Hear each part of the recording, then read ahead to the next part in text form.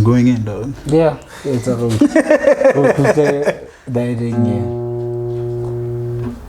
Welcome to the LoftCast. My guy. No, we must pick up these skills, bro.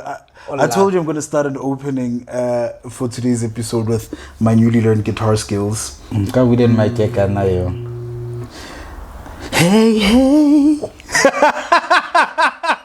You got some touch. You can never touch me, man. It's been forever since we shot our last episode. Yeah, fuck. It's maybe over a year now. No, it hasn't been. I think the last one October or something. I think you're to play. Guys, I've been telling him we should shoot another episode. He's had too much screen time with celebrities. Here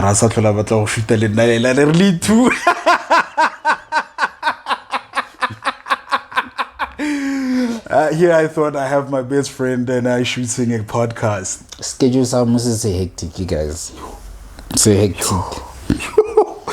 For everyone, man. Yeah. For everyone. Yeah, man, I've been... It's so funny that we're shooting an episode at one time when I'm going through the most. Wade's going through the most. Niggas don't just learn how to play music from there has to be a deep heartbreak for you to pick up a guitar. So if you had to choose soundtrack at this moment, there's a song by this chick. She's that white girl from the US, Jojo. I remember there was another time when I was going through the most like this, ne? My guy, I'd sleep with my headphones on, ne? And just listen to my problems the whole night.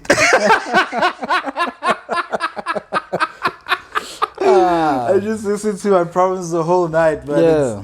It's been that bad, but because Lanzi people are like, what would be like Masipa name? What would be soundtrack that would explain the moment properly? You know what? You understand? It's bad. But what is this? And it's bad on all fronts, man. Like you see, there was a time when we were having a chat about Murphy's Law. Yeah. Whatever can go bad will go bad when things are going bad. Everything, man. Everything. The last episode that we shot and we didn't release, you just lost your car wash. Yeah. Nah, but that one, yeah. Yes, plus King, I think the last one before Kitlo last pan, Yes, he eventually did it. He left his job. He left his job. And soon after King, it was Jeff Obukai, 3 months. Yeah, same time. Guys, don't see us smiling like this, man. This man has lost everything. Same time, Lord. But you know, hey! Yeah, man. Like 30 years was not pleasant, man. No, the introduction to I'm still 27. I don't know this thing of plus you talking 3. about being Even fit. though like it's 27 plus 3. Like 30 was not a kid's introduction. Like it was myself. I think you were like, we got this. You were like, we got this, 30 years of experience, nyana. I remember humbleness. I wanted to go to my old high school the last time I was in MAF, right? And then I remember just on my way, my guy, I wasn't far, dog. I was driving very near to the school. And just when I was about to drive in, that conversation that you reminisce on from like the time back in high school. I think I was like my accounting teacher, Ms. Munso. Yeah, she was a big fan of me. He's like, Wena, you're going to do all these nice things because I used to push in the class. You know what I mean? Me and a few other people. And just before I was about to get to the school, I was like, hey, it's been how many years now? It's been more than 13 years. I'm like, man, I'm not coming here until I have a bed, dog. I turned around and I left. Yeah, I'm not really Kenya Wabwali didn't turn and then Washapaka some motivational words and the worship you. Look at this one. Nee, Grootman, ek hoop dat if I work hard, I'll succeed. Have you been working hard, Grootman? No, what I'm trying to explain. What I'm trying to explain is that if you apply yourself, you will reach success. But no, not that deeply. Just to push the varsity and the WRF MFA honorary doctorate. That's one. Why would the university give you an honorary doctorate? I don't think they even remember that they had someone like you there. They will. They're going to have to dig deep. They will. Obviously, and all those guys that Magaya say, it's just you're part of the Illumina, you're doing great. They want to attach to your brand. The alumni. Yeah. So, oh shit, Musibeta, he's a millionaire doing big things. Yeah. Let's call him. Let's call that. What? He's from Univo. Oh my god. But it's sort of they gave you problems because back in the day. That's the funny. Always. Because that's the funny thing. Diversity. They always want to inspire students, but I would love to inspire the doctorate. But for the doctorate, those people babo. But I once sat in a talk, man. I think it was at a graduation with somebody who was a PhD candidate, and his research was pretty dope. And I think he was from the Northwest University, but also the way he could articulate. My guy, you know, they always say that if you can't explain it in simple words, then you don't understand it. My guy, that guy explained it in simple words. I was able to understand what his research was about. And after that, I was like, hey, maybe one can go into long-term academia, but money-wise is not there. It's not. And that will always be the bottom line. People can lecture on a driver core, but let's say maybe she has a nice house, but not driver core, got PhD. So because PhD or you're the top of whatever subject that you're researching. So Zarega. Hey man. I think again, man, it's like with everything, man. I think the PhD candidates who've done extremely well for themselves financially. I mean, you look at the former vice chancellor of UCT, you can tell that she's raking it in. You know, her getting her PhD. No, but she's a vice chancellor. She is, but nonetheless, the point is she managed to get her PhD. She worked hard in academia, and the results are there is money good in for academia, her. but how many people over more private sector less qualified than in, or like let's say Baba Jam Queen? I don't think many people, even in the private sector, know. I think the biggest skill in the private sector to make money is not academia. I think it's the ability to build networks. Yeah. So in the private sector, with a good network, you can become extremely rich. You know what I mean? Yeah. But think about the type of money that she made having pursued education and PhD and did all these things. Yeah. So maybe that's what we need to do, man. Fuck research. Man, I started school again. I started school again.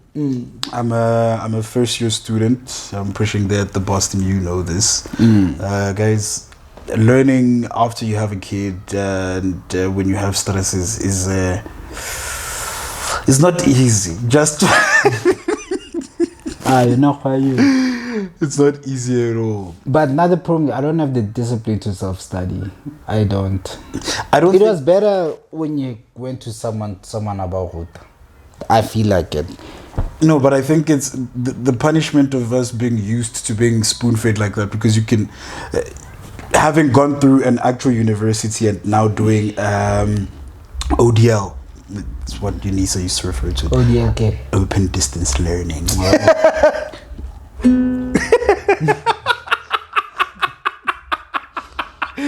Open distance learning, and man, with open distance learning, I think it's a bit of both. Yeah, but I did pretty well in my first semester.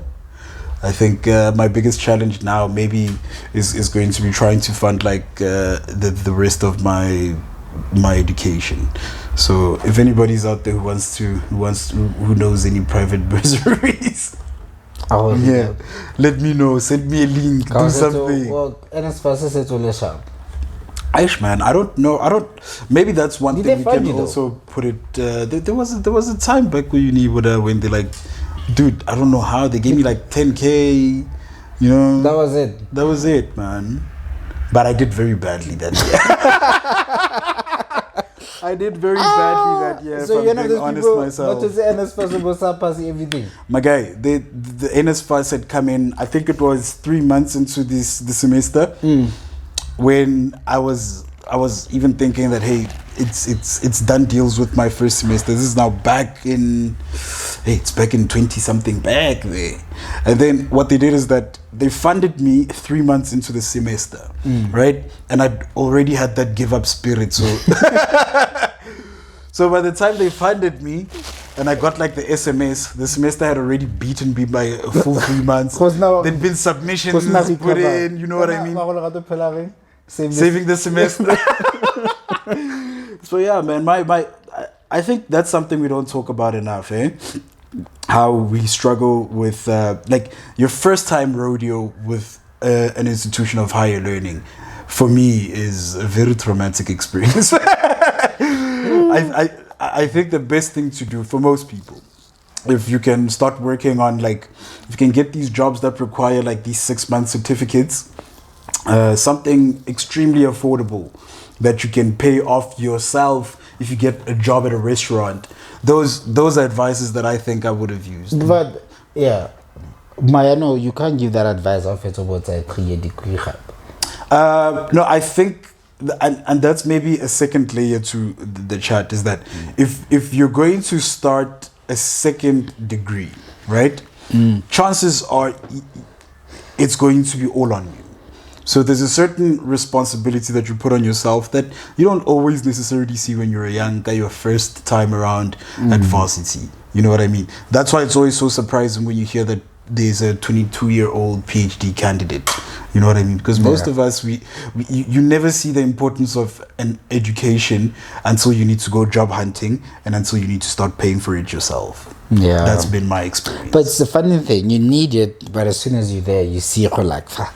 I wasted so much time. You wasted so much time. And people that own these companies don't have the qualifications that it's a funny thing. I think if we're going to be real about that, there's a position or there's a time where you as an individual were trying to do so well in your schooling, right? And the challenges that came up had to bring out a contingency plan, if I may say so myself, of what you're going to do if the academic route does not work out. And I think that's where entrepreneurs are born. So I've had a very tough academic road, but the opportunity cost to that is the fact that I've been able to actually push myself and get into certain businesses. You know, I have a new project that I'm running on. I've told you about that.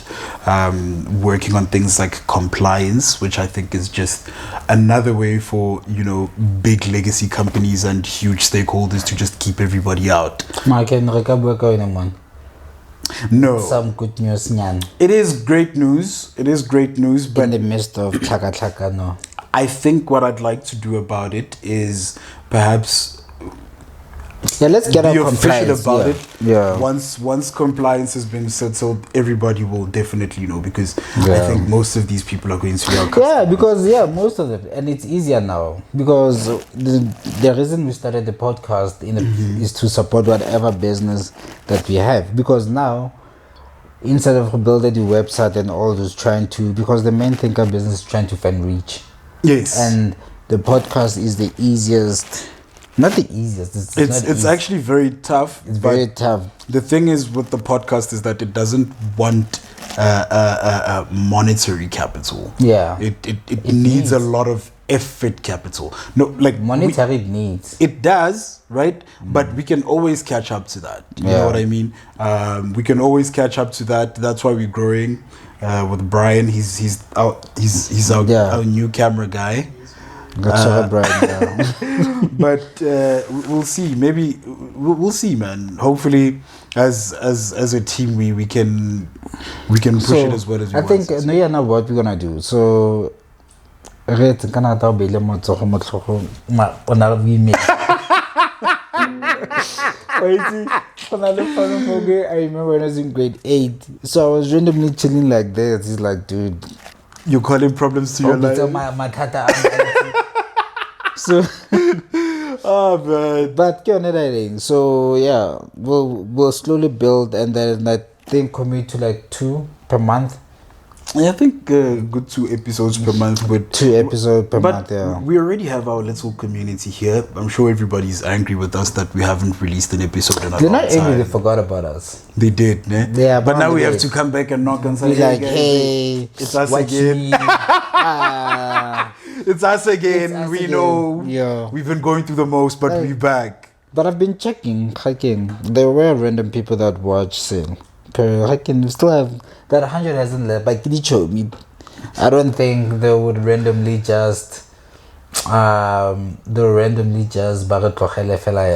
Nah, man. Besides, I think what we need to do is just continue putting out content. And again, like we'd originally said, guys, we will always definitely fill you in about things that are happening. I think it's always dope to see people and actually hear the challenges that they're going through. So I don't know how many people are going to try and get into this this project that I'm starting, but anyone can join it. Like like them. Maybe perhaps somebody out there has the same idea or something similar, and they don't know what to do with the compliance, but. I think eventually when I have actually worked on the compliance, there's some it's in the financial sector. That's all I can say about it for now. But that is a process that I get surprised of the details every time I ask the right people questions and they tell me what I need. Everything shocks me. Oh, what? You need this and this? Oh, what? You need this and this? And when I'm already in a position to actually inform you guys and give you all the details for how you can start something like that for yourself, then I'll definitely be sharing that as well. Because we need more black businesses in the financial sector. A lot more. And like in every sector. It's funny when you look at... So I was in retail, and then I thought you'll find some dakis there, dololo. But now we're in the telecoms. How many dakis? Again, man, there's this thing with compliance, man. Compliance. I'll keep saying it again. Yeah, people who have money would find it easier to get into certain industries. You know, the industries that require you to have a license for something. But we have money. It's just we look, not individually we don't know. But if you look at obviously there are people Mare, you get people like I cleared before where a garbage truck is like 500k. But if let's say politics was fair, that truck is 400k, let's say second hand 800 to buy a brand new. But there are people that are driving $1 million plus car. Purely fella from Canadian twin. But drive transit meter, they could buy that something that could generate them income. Yeah, but you know what I think the biggest problem is? Everybody likes to say that black people are in it for the flex more than anything, but I think a lot of the people don't like the stresses of the barriers to market entry. Like, if it's not large. So, like I was saying, the biggest flop is that most people think that black people are about the flex. But again, if you come to think about it, barriers to market entry are legit, man. I think these, in almost everything. Remember that the rules are set by these governing bodies that more often than not have been established by legacy players in different industries. So what these legacy players do is that they make sure that, number one, it requires an extreme amount of capital for you to begin, or an extreme amount of skill, where they say that you can't you can't do this unless you are licensed in this, and usually sometimes it takes about 6 years or however long for you to actually end up practicing in that particular field. So but reason like the way you check thing, if the wall is high enough for one, or it's that big to climb, if you can climb it, chances of failure very minimum. What? Remember that? That's the first wall that they give you. It's one of those. The wall is so high you can't even see that there's another wall behind you. Yeah, but in terms of nothing, even if okay, let's say they have like 10 Great Walls of China. If you climb on, you can be like, fuck, I'm not gonna get happy. You've invested too much to let it slide. Like when like kind of VBS fucked up, but VBS was purely people fucking up a good thing. It was a good thing. But talk about fuck up a fair budget child it's about. No man, I think again that's one of, and in any big business I think that those will be the challenges. That number one, you're not only faced with whatever legislative policies and procedures that you need to follow, but you're also faced with other things as well internally. You have guys stealing from you. You have bad employees, because a lot of the time if you're going to try and start something like that, you're either going to need somebody who's extremely skilled in order for you to be able to actually trust the work that they do. You have to teach them your own internal procedures, teach them your policies, and then they need to be able to do the work. And if you're not somebody who's who has that much experience in human resources, you might not be able to make it happen. And a lot of the times you're a startup. How are you going to pay somebody with 4 or 3 years industry knowledge to push your product, or to make sure that your best interests are being looked after as an employer? You get what I mean? So that's a big problem. Starting a business is not as easy as we thought it would. And especially with us where we have multiple. That's the funny thing. We have multiple businesses, and then Hey, before. How's it? Yeah, we're shooting. Oh, okay. No stress, man. We need to buy. How much? We need to buy a sign and put it outside. Don't knock. We are shooting. We are shooting. Yeah. Yeah, no, man. We were busy with our stuff. No, it's a video. It's recording now, actually. No, it's not. This is a prop.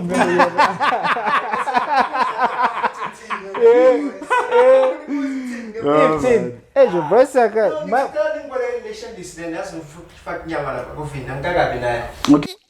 Oh, brother, this guy stinks! Shoot, man. Okay, cool, man. Did you have to bring the chicken all the way here to show us that you're gonna cook it? I'm thinking that no, there's evidence. No, I'm not stressed. Man. Yeah. But yeah, I think we might need to invest in a sign like that. Sign? Yeah. No. Is it considered? Is that considered a cameo or? No, I think now the place that we're going, we're not gonna get random knocks. Yeah.